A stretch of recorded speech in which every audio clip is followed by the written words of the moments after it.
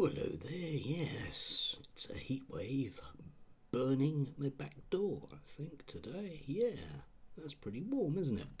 Anyway, today I just wanted to unpack a particular slice of video with Peter Whittle, who was being questioned about just how much of a racist he isn't. And just want to sort of go into the notion of genetics, where it gets to be very problematic for people like Peter Whittle, because it means that they can't proffer up a simplified view of the world as they'd like to. Anyway, let's just watch him on GB News. Was it 600,000 net last year?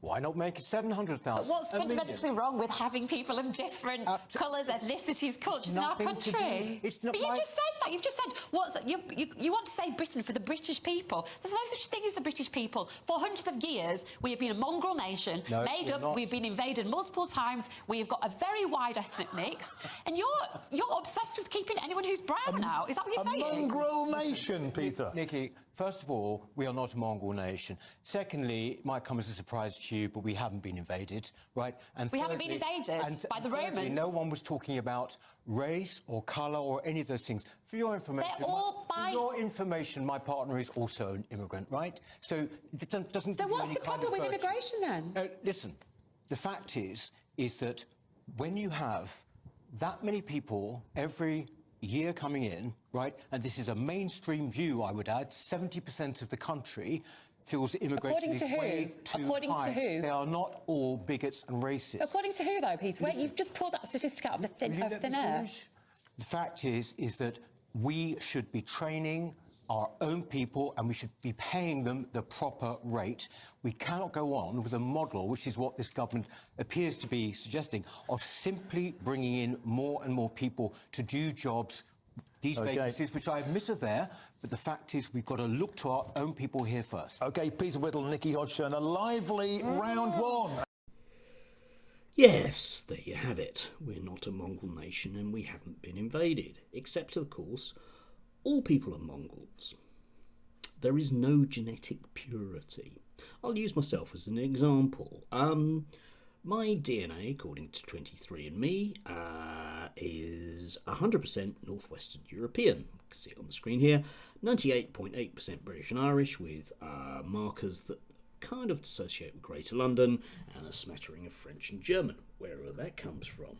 Now, what that means basically is, well, that's where I'm from. I was born in London, my parents were born in London, my grandparents were born in London, and my great-grandparents were born in London.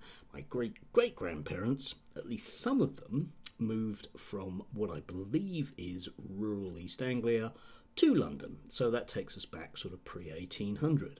I'm as London as you can be. But I do meet a lot of people, especially online, that will insist that because of my surname, I'm Irish. As though magically, in their pseudoscientific world, DNA is passed down the paternal line. Well, no, because that's not the way it works, is it? I have my father's surname because I'm a bloke, but if my sister, who's been married a couple of times, doesn't mean that she's got different genes to me, particularly. Yeah, because that's the way that science works. But people like Peter do have a problem with that concept. They like to think of this notion of there being a genetically group of people who we might call British. It's very debatable. I am not entirely sure realistically what my genetic heritage is beyond, let's say, 1750. I have no idea. I don't think Peter does either. If we look at his great mate Rafe, who presumably Peter doesn't have any problems with being an immigrant, then we see a completely different genetic code there, but at the same time, hard to say exactly how genetically pure that is. To what extent and in how many generations will Peter accept Rafe's kids, if he ever has any, I have no idea, as being English? Now, if Peter, like a lot of people, want to merely say what people look like and their particular sort of cultural values, I think what Peter is saying is that he just wants some nice middle-class people around him because he's a nice middle-class person. Okay, that's fine, mate. You know, I wouldn't fit in with Peter, despite the fact that I would meet whatever genetic codes rules he would want. You know, and this is always the problem with people when they argue about race. They don't really mean that. What they mean is, I want people to be more like me. Well, sorry, Peter, but they're not, mate, and they weren't even when you were growing up. You have this imagined past, which most people do, the childhood imagination of the past, yeah? Everything was great in the 1960s because my mum looked after me. Well, yeah, but there weren't that vast numbers of genetically pure English people in London at that point. I remember I grew up in the 60s. Vast numbers of people around me were Irish, actually being born in Ireland. A lot of Anglo-English people lived down my street, yeah, as well as newcomers, like I went to school with some of the first generation black-born British people. It changed like the same way it's always been changing, because that's the nature of London. But that isn't a history that Peter wants, and he uses this kind of pseudoscience on a broader level to argue that he doesn't want certain people to be here. And his argument about his own racism isn't ever to do with individuals. He doesn't have a problem with Rafe, despite the fact that Rafe looks and sounds funny and foreign, realistically.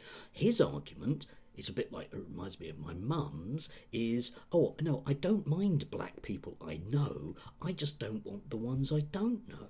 Which is, by itself, a working definition of being racist. That's kind of the way those things work.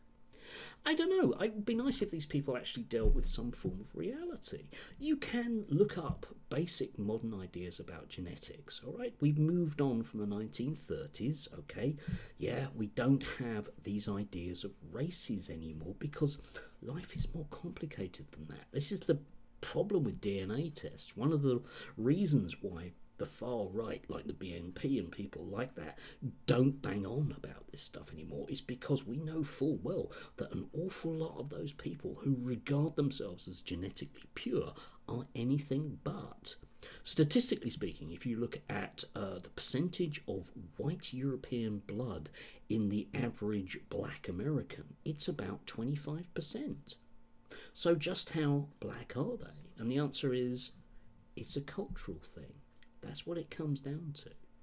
All of these things, the whole argument of Peter's is a cultural one. It isn't based on a rational form of science. Anyway, do have a lovely rest of the weekend. Stay cool. My pussycat is sweltering somewhat. Bless him.